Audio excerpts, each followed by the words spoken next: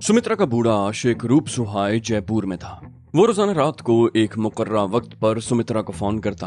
बहुत लंबी लंबी बातें होती। 5 दिन गुजर गए। उस रोज सुमित्रा सौदा सलफ लेने के लिए बाजार जाने लगी तो शशावरी भी तैयार हो गई। मैंने कहा, क्या तुम्हारा बाहर जाना मुनासिब होगा? शशावरी ने कहा, मेरा ख्याल है कि कोई खतरा नहीं है। मैं अरसा पहले 1-2 मरतबा यहाँ आई हूँ। अब तो कोई मुझे पहचानता भी नहीं होगा। और वैसे भी ये जरूरी तो नहीं कि टूरिज्म वाले मेरी तलाश में सड़कों पर घूम रहे हों। मैंने कहा, ठीक है, लेकिन मोहतात रहना। 10-15 मिनट के बाद वो दोनों चली गईं। मैं और रत्ना बंगले में अकेले थे। रत्ना चाय बना कर ले आई और सामने वाले सोफे पर बैठ गई। उसने अपने लिए भी चाय बना ली थी। बोली, हम लोग यहाँ से निकल जाएं तो हमारे लिए खतरात कम से कम हो जाएंगे। सुमित्रा भी यहाँ से जाना चाहती है। वो तो पंजाब में किसी जगह सेटल होने की कोशिश करेगी, लेकिन शशावरी का क्या किया जाए? मैंने कहा, मेरा ख्याल है उसे भी सुमित्रा के साथ एडजस्ट करने की कोशिश करूंगा। शशावरी का हम पर बहुत एहसान है। उसने न सिर्फ कदम कदम पर हमारी मदद की, बल्कि हमारी खातिर अपना सब कुछ भी बर्बाद कर दिया, अपनी जिंदगी दांव पर लगा दी। जाहिर है हम उसे अकेला नहीं छोड़ सकते। उसका भी कोई बंदोबस्त करना ही पड़ेगा। वो मेरी तरफ देखकर मुस्कुराई, बोली, और मेरा क्या बंदोबस्त करोगे? मैंने कहा, मेरे साथ रहते हुए तुम आधी मुसलमान तो हो चुकी हो। सरहद पार करते ही तुम्हें पूरा मुसलमान बना दूंगा। बोली, क्या वाकई? क्या तुम वाकई मुझे अपने साथ सरहद पार लेकर चलोगे? मैंने कहा, इरादा तो यही है। अब ये वक्त ही बताएगा कि मैं अपने इरादे में कामयाब होता हूँ या नहीं। वो बोली, मैं बहुत खुश हूँ। हम वहां से उठकर बाहर आ गए। दरख्तों के नीचे 3-4 कुर्सियां पड़ी हुई थीं। मैं एक कुर्सी पर बैठ गया और रत्ना फूलों की क्यारी के पास टहलने लगी। उसने गेंदे का एक फूल तोड़ा और मेरे सामने आकर कुर्सी पर बैठ गई। मौसम बड़ा खुशगवार था। हवा चल रही थी और आसमान पर बादल छाए हुए थे। शशावरी और सुमित्रा को गए तकरीबन 1.5 घंटा हो चुका था। उस वक्त 10 बजने वाले थे और मेरे ख्याल से वो 11 बजे से पहले लौटने वाली नहीं थी। मैं और रत्ना वहीं बैठे बातें करते रहे, बल्कि रत्ना तो मुस्तकबिल के मंसूबे बना रही थी। उसने गोया अपने तई ये तय कर लिया था कि अब हमारे लिए कोई खतरा नहीं रहा। कोटपुतली से निकलने के बाद हम आजाद होंगे और पंजाब से बड़े इत्मीनान से सरहद पार करके पाकिस्तान में दाखिल हो जाएंगे। लेकिन मैं जानता था कि ये सब कुछ इतना आसान साबित नहीं होगा। मैंने पाकिस्तान के खिलाफ रॉ के मंसूबों को दरहम बरहम किया था। उनके घर में घुसकर नाकाबिले तलाफी नुकसान पहुंचाया था। उनके 20 आदमी मेरे हाथों मौत के घाट उतर चुके थे। नागराज मास्टरमाइंड था। पाकिस्तान के खिलाफ दहशतगर्दी के सारे मंसूबों के पीछे उसका हाथ था। मैंने उसे जिस बेदर्दी से मौत के घाट उतारा था, उसे ये तवील अरसे तक नहीं भुला सकेंगे। सबसे बड़ी बात यह थी कि उनके बहुत से राज मेरे कब्जे में आ चुके थे। बेला तकरीबकारी के सरकारी गिरोह की अहम तरीन रुकन थी। वो पैदर पे मेरे हाथों शिकस्त खा रही थी और मुझे यकीन था कि मुझे आसानी से सरहद पार करने का मौका नहीं दिया जाएगा। और रत्ना इस खुशफहमी में थी कि हम बड़े इत्मीनान से सरहद पार कर लेंगे। हम दरख्तों के नीचे बैठे यही बातें कर रहे थे कि आसमान से टिप टिप पानी की बूंदें बरसने लगी। बूंदाबांदी तेज हो गई। रत्ना खुली जगह पर थी और पूरी तरह भीग रही थी। मैं दरख्तों के नीचे था। मुझे शशावरी और सुमित्रा की भी फिक्र थी, लेकिन ये इत्मीनान था कि उनके पास गाड़ी मौजूद है। मैं अभी ये सब कुछ सोच रहा था कि सुमित्रा की कार ब्रेकों की तेज चरचराहट की आवाज के साथ गेट के सामने रुकी। रत्ना ने जल्दी से आगे बढ़कर गेट खोल दिया और गाड़ी अंदर आ गई। स्टीयरिंग के सामने बैठी हुई सुमित्रा को देखकर मैं चौंक के बगैर न रह सका। उसके चेहरे पर हवाइयां सी उड़ रही थी। उसके साथ शशावरी को न देखकर मेरा माथा ठनका। मैं उठकर तेजी से उसके करीब पहुंचा। इस दौरान रत्ना भी गेट बंद करके करीब आ गई। सुमित्रा इंजन बंद करके नीचे उतर रही थी। मैंने पूछा, क्या हुआ? इतनी बदहवास क्यों हो? शशावरी कहाँ है? सुमित्रा के होंठ कपकपाए, बोली, शशावरी? वो पकड़ी गई। मेरे मुंह से बेख्तियार निकला, क्या? मुझे लगा जैसे मेरे सर पर बम फट गया हो। मैं बेहिस्सो हरकत खड़ा सुमित्रा के चेहरे को देखता रहा। बारिश तेज हो गई। हम अंदर आ गए। सुमित्रा के चेहरे पर जर्दी फैली हुई थी और रत्ना की हालत उससे भी बदतर थी। वो पूरी तरह भीगी हुई थी और ये शायद किसी अनजाने खौफ का असर था कि उस पर हल्की सी कपकपाहट तारी थी। वो तेज तेज कदम उठाती हुई अपने कमरे में घुस गई और चंद मिनट के बाद कपड़े बदलकर वापस आई। उसने सर्दी से बचने के लिए एक चादर ओढ़ ली थी। मैंने सुमित्रा से पूछा, कैसे हुआ ये सब कुछ? तुम उस वक्त कहाँ थी? वो बोली, हम मुख्तलिफ बाजारों में शॉपिंग करती रही थी। मैं एक दुकान पर रुक गई जब शशावरी कुछ आगे निकल गई। मैंने जैसे ही उसके करीब पहुंचना चाहा, 2 आदमियों ने शशावरी को दाएं बाएं बाहों से पकड़ लिया और उसे खींचते हुए एक तरफ ले गए। मैं रुक गई। शशावरी ने मुझे देख लिया था, लेकिन उसने ऐसी कोई हरकत नहीं की जिससे दूसरों को शुबा होता कि मैं भी उसके साथ हूँ। उन दोनों आदमियों का ताल्लुक पुलिस से था। वो शशावरी को कुछ दूर ले जाकर रुक गए। एक आदमी ने बड़ी बेदर्दी से उसकी तलाशी लेकर उसके लिबास से रिवॉल्वर बरामद कर लिया। कुछ और लोग भी जमा हो गए थे। मैं भी उस हुजूम में किसी कदर पीछे हटकर खड़ी थी। हुजूम में से एक दो आदमियों ने उन दोनों आदमियों को शशावरी के साथ बदतमीजी करने पर टोका, जिस पर उनमें से एक आदमी ने बताया कि उनका ताल्लुक पुलिस से है और एक तरफ इशारा करते हुए कहा कि ये औरत उन खतरनाक आतंकवादियों की साथी है जिसे कई रोज से तलाश किया जा रहा है। दूसरे लोगों की तरह मैंने भी उस तरफ देखा तो मुझे सीने में सांस रुकता हुआ महसूस हुआ। सामने दीवार पर 3-4 बड़े बड़े पोस्टर लगे हुए थे जिन पर शशावरी की 10 बाय 8 इंच की रंगीन तस्वीर थी और उसके साथ मोटे मोटे हुरूफ में लिखा था कि शशावरी नामी ये औरत उस खतरनाक पाकिस्तानी दहशतगर्द की साथी है जिसे सरगर्मी से तलाश किया जा रहा है। इसकी निशानदही करने वाले को 1 लाख रुपए इनाम दिया जाएगा। शशावरी ने भी वो पोस्टर देख लिया और फिर मौका पाकर मुझे इशारा कर दिया। मैं खामोशी से वहां से दूर हटती चली गई। मेरा ख्याल है कि वो पोस्टर आज ही शहर में लगाए गए हैं जिससे वो फौरन पहचान ली गई। फिर उसने अपने हैंडबैग में से एक तह किया हुआ पोस्टर निकाल कर मेज पर रख दिया। बोली, ये देखो। मैं जब अपनी कार के करीब पहुंची तो करीब ही एक दीवार पर ऐसे कई पोस्टर लगे हुए थे। मैंने मोहतात नजरों से इधर उधर देखते हुए दीवार पर से ये पोस्टर उतार लिया। पोस्टर साइडों से फटा हुआ था, कुछ तहरीर भी अगरचे फट गई थी लेकिन तस्वीर बिल्कुल मुकम्मल थी। 10 बाय 8 इंच की ये तस्वीर गुलाबी रंग की साड़ी में थी। सीने पर बाईं तरफ ITDC का बैज लगा हुआ था। मुझे ये अंदाजा लगाने में दुश्वारी पेश न आई कि ये तस्वीर या तो शशावरी के दफ्तरी कार्ड से हासिल की गई थी या उसके घर की तलाशी के दौरान पुलिस के हाथ लगी थी। जयपुर से हमारे फरार के बाद नंदनी पकड़ी गई थी। उसने ये इंकिशाफ किया होगा कि शशावरी हमारे साथ थी और जब हम सार्स्का से लैंड क्रूजर पर फरार हुए थे तो वहां का मैनेजर ये समझा था कि हम शशावरी को यरगमाल बनाकर ले गए। लेकिन नंदनी के इंकिशाफ के बाद शशावरी का ऑफिस रिकॉर्ड खंगाला गया होगा और पार्क में यशोधर माली के क्वार्टर की भी तलाशी ली गई होगी। हो सकता है ये तस्वीर क्वार्टर में शशावरी के सामान से ही मिली हो। मैं यशोधर के बारे में सोचने लगा। वो बूढ़ा आदमी था, उस पर तशद्दुद भी किया गया होगा और उसने पुलिस को वही कहानी सुनाई होगी जो हमने उसे सुनाई थी। मेरी या रत्ना की पुलिस के पास कोई तस्वीर नहीं थी, सिर्फ बेला ही मुझे या रत्ना को शनाख्त कर सकती थी। मगर शशावरी की सूरत में उनके हाथ एक क्लू आ गया था। उन्हें शशावरी की तस्वीर मिल गई जिसे पोस्टर पर छाप दिया गया। उनका ख्याल था कि वो शशावरी के जरिए हम तक पहुंच जाएंगे। शशावरी कई रोज बाद आज ही निकली थी और शहर में पोस्टर भी आज ही लगे थे। उसे देखते ही शनाख्त कर लिया गया और वो पकड़ी गई। सुमित्रा ने कहा, अब क्या होगा? वो अब तक खौफजदा थी। बोली, मैं शशावरी के बारे में कुछ नहीं जानती। उस वक्त अगरचे वो मुझसे बिल्कुल लाताल्लुक हो गई थी और मुझे वहां से जाने का इशारा भी किया था, लेकिन पुलिस वाले जब उसे थाने ले जाकर पूछगिछ करेंगे तो वो हमारे बारे में बता देगी। मैंने कहा, शशावरी से मेरी मुलाकात ज्यादा पुरानी तो नहीं, लेकिन जिस तरह उसने हमारा साथ दिया है, हमारे लिए अपनी जान खतरे में डाली है, उससे अंदाजा लगाया जा सकता है कि वो हमारे बारे में जबान नहीं खोलेगी। वो अपनी जान तो दे सकती है मगर पुलिस को हमारे बारे में कुछ नहीं बताएगी। मुझे अगरचे शशावरी पर पूरा भरोसा था, लेकिन मैं हिंदुस्तान की पुलिस के तरीकाकार से भी वाकिफ था। मामला अगरचे आम चोरों चक्कों का होता तो शायद शशावरी के साथ रियायत बरती जाती, लेकिन मामला उस दहशतगर्द का था जिसने हिंद सरकार को नाकाबिल तलाफी नुकसान पहुंचाया था। पूरे हिंदुस्तान की पुलिस को उंगलियों पर नचा रखा था। उन्हें शशावरी की सूरत में मेरे खिलाफ एक सुराग मिल गया था। वो उससे मेरे बारे में मालूम करने के लिए तशद्दुद का आखिरी हरबा तक इस्तेमाल कर डालेंगे। शशावरी फिर औरत थी। तशद्दुद का निशाना बनकर मैंने बड़े बड़े सख्त आदमियों को टूटते हुए देखा था। शशावरी शायद तशद्दुद बर्दाश्त न कर सके और जबान खोल दे, लेकिन इतना मैं जानता था कि शशावरी भी चंद घंटों तक उन्हें कुछ नहीं बताएगी। गोया इस तरह हमारे पास चंद घंटे बाकी थे और हमें जो कुछ भी करना था इन चंद घंटों में ही करना था। रत्ना ने कहा, ये कोई मामूली केस नहीं है, तुम उन लोगों से अच्छी तरह वाकिफ हो। हमारे बारे में मालूम करने के लिए वो शशावरी के शरीर का जोड़ जोड़ अलग कर देंगे। इससे पहले कि वो हमारे बारे में जबान खोल दे, हमें अपना बंदोबस्त कर लेना चाहिए। मैंने कहा, इसका तो फिर एक ही तरीका है, या तो हम फौरी तौर पर इस शहर से निकलने की कोशिश करें या कोई और ठिकाना तलाश करें। सुमित्रा बोली, शहर से निकलना अब मुमकिन नहीं है। शशावरी की गिरफ्तारी के बाद फौरन शहर से बाहर जाने वाले हर रास्ते की नाकाबंदी कर दी गई होगी और फिर कोई दूसरा ठिकाना, वो सामने वाला बंगला, हम वहां पनाह ले सकते हैं। मैंने कहा, बेकार है, यहाँ या सामने वाले बंगले में रहना एक ही बात है। शशावरी ने अगर जबान खोल दी तो वो ये भी बता देगी कि हम यहाँ से निकलकर कहाँ पनाह ले सकते हैं, इसलिए कोई और बात सोचो। सुमित्रा बड़बड़ाई, बोली, कोई और बात, कोई और ठिकाना मेरी समझ में तो नहीं आ रहा। रत्ना बोली, इसकी वजह है कि हम खाली पेट हैं। खाली पेट कोई बात समझ में नहीं आती। हमने सुबह 7:30 बजे के करीब नाश्ता किया था और उस वक्त 1:30 बजने वाला था। रत्ना के याद दिलाने पर मुझे भी भूख का एहसास हुआ।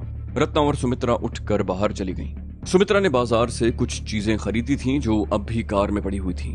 बाहर तेज बारिश हो रही थी कार बरामदे के सामने पोर्च में खड़ी थी, इसलिए बारिश से महफूज थी। बाजार से लाई हुई चीजों में सब्जियों के अलावा फल और 2 तंदूरी चिकन भी थी। उसके अलावा कुछ और चीजें भी थी। सुमित्रा ने बंडल खोलते हुए कहा, ये तंदूरी चिकन मैंने शशावरी के कहने पर खरीदे थे। उसने कहा था कि दोपहर के खाने में यही खाएंगे और रात को सब्जी पकाएंगे। बेचारी, पता नहीं उसे कुछ खाने को मिला है या नहीं। शशावरी के साथ जो कुछ होने वाला था उसका तस्वुर ही रूह फरसा था। मुझसे 1-2 लुकमों से ज्यादा नहीं खाया गया। रत्ना को ज्यादा भूख लग रही थी। उसने भी 1-2 निवाले खाने के बाद हाथ खींच लिया। सुमित्रा की भी कुछ ऐसी ही कैफियत थी। उसने सब कुछ समेट कर रख दिया और चाय बनाकर ले आई। हम अभी चाय पी रहे थे कि टेलीफोन की घंटी बज उठी। हम इस तरह उछल पड़े जैसे करीब ही बम फटा। हम सब मानी खेज नजरों से एक दूसरे की तरफ देखने लगे। सुमित्रा के बूढ़े आशिक का फोन आमतौर पर रात को आया करता था, और इस वक्त ये फोन किसका हो सकता है? क्या शशावरी ने जबान खोल दी है? और क्या वो लोग फोन के जरिए ये तस्दीक करना चाहते हैं कि हम इस बंगले पर मौजूद हैं या नहीं? लेकिन मैंने इस ख्याल को जहन से झटक दिया। अगर शशावरी ने हमारे बारे में बता दिया होता तो पुलिस वाले यहाँ फोन नहीं करते, बल्कि उस वक्त बंगले को चारों तरफ से घेरा जा चुका होता और पुलिस वाले अंदर दाखिल होने के लिए बंगले की दीवारें फांद रहे होते। सुमित्रा मेरी तरफ देख रही थी। मैंने उसे रिसीवर उठाने का इशारा किया। कॉल रिसीव करने के सिवा कोई चारा नहीं था। वो अपनी जगह से उठकर टेलीफोन के करीब चली गई और रिसीवर उठा लिया। उसका हाथ हौले हौले कांप रहा था। उसके होंठों से मुर्दा सी आवाज निकली, हेलो। फिर दूसरी तरफ की आवाज सुनकर उसके मुंह से गहरा सांस निकला और उसके चेहरे पर भी तमानियत सी आ गई। वो तकरीबन 5 मिनट तक फोन पर बात करती रही। उसके चेहरे के तासुरात और अंदाजे गुफ्तगू से मैंने अंदाजा लगा लिया कि वो रूप सुहाय की कॉल थी। वो रिसीवर रखकर मुड़ी तो उसके चेहरे पर खफीफ सी मुस्कुराहट थी। वो बोली, अपना सामान समेटो, हमारे लिए दूसरे ठिकाने का बंदोबस्त हो गया है। मैंने पूछा, किसका फोन था? वो बोली, मेरे आशिक का। मुझे आज पहली मर्तबा पता चला है कि यहाँ उसका कोई और बंगला भी है जहाँ उसके घर के अफराद आकर ठहरते हैं, दूसरे तीसरे महीने 1-आध मर्तबा। मैंने कहा, लेकिन तुमने ऐसी कोई बात तो नहीं की थी कि? सुमित्रा ने कहा, उसे इत्तला मिल गई है कि यहाँ तेज बारिश हो रही है। उसे यह भी पता चल चुका है कि चंद रोज पहले मैंने मुलाजिमा को निकाल दिया था।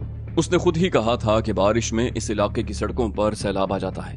मैं कहीं निकल नहीं सकूंगी और पहले से ज्यादा अकेली हो जाऊंगी, इसलिए उसने कहा है कि मैं उसके दूसरे बंगले में चली जाऊं।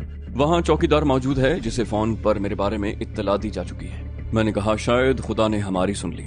कहाँ है वो बंगला? सुमित्रा ने कहा, मेन रोड के दूसरी तरफ। मैं वहां से अक्सर गुजरती हूँ। वो बड़े बंगले हैं। अब तुम अपनी चीजें समेटो, मैं भी तैयारी कर लूं। फिर 15 मिनट के अंदर अंदर हम कार में बैठ रहे थे। सुमित्रा ने बंगले के तमाम दरवाजे और खिड़कियां वगैरह बंद कर दी।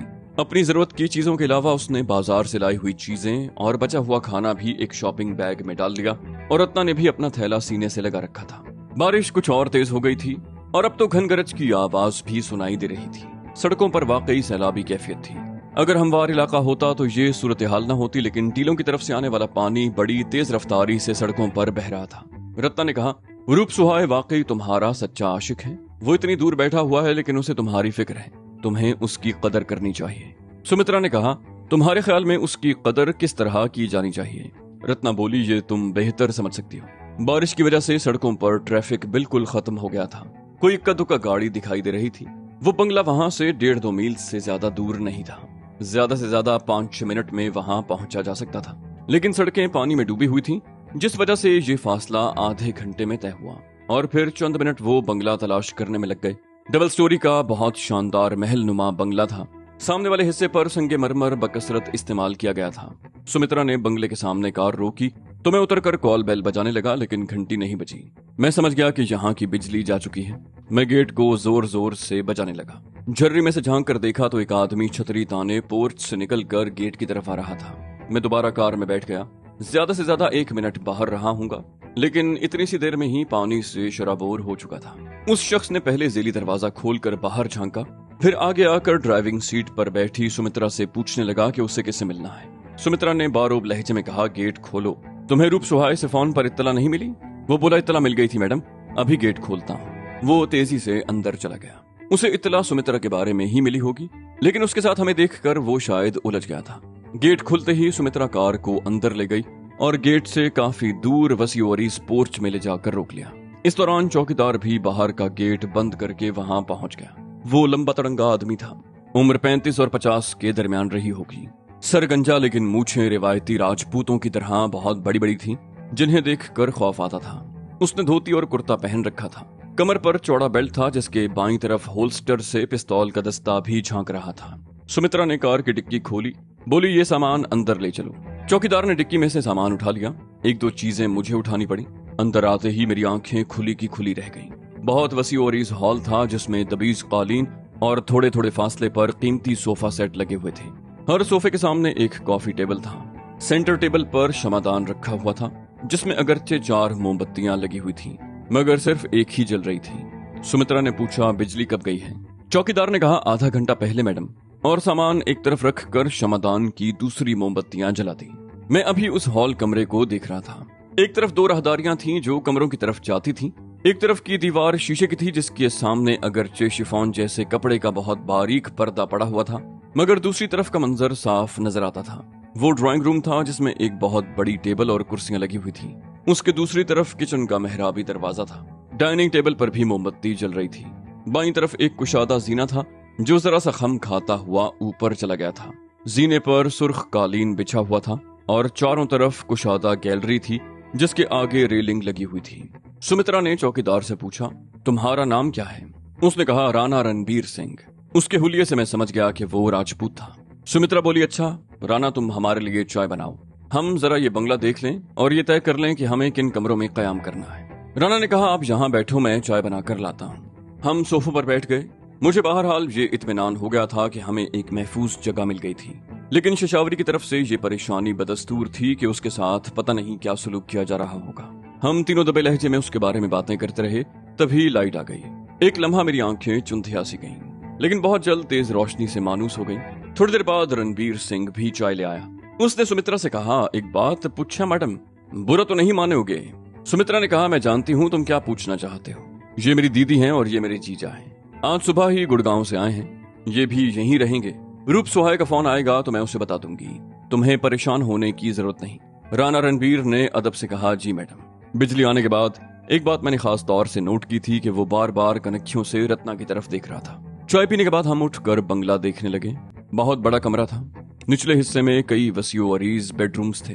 हर कमरा शानदार और कीमती साजो सामान से आरास्ता था। ऊपर भी एक वसी हॉल और 4 बेडरूम्स थे।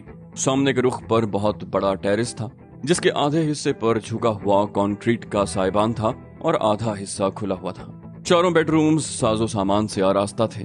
मैंने अपने लिए वो कमरा पसंद किया जिसकी एक बड़ी खिड़की टेरेस की तरफ थी और दूसरी बाईं तरफ, जहां से लॉन का नजारा किया जा सकता था। जबकि रत्ना और सुमित्रा ने हॉल के दूसरी तरफ वाले सामने वाले कमरे का इंतखाब किया। उन दोनों ने एक ही कमरे में रहने का फैसला किया था। रत्ना ने अपना थैला मेरे कमरे की अलमारी में रख दिया। सुमित्रा ने राणा रणबीर से कहकर अपना सामान ऊपर मंगवा लिया। टेलीफोन नीचे था और उसकी एक्सटेंशन ऊपर वाले हॉल में थी।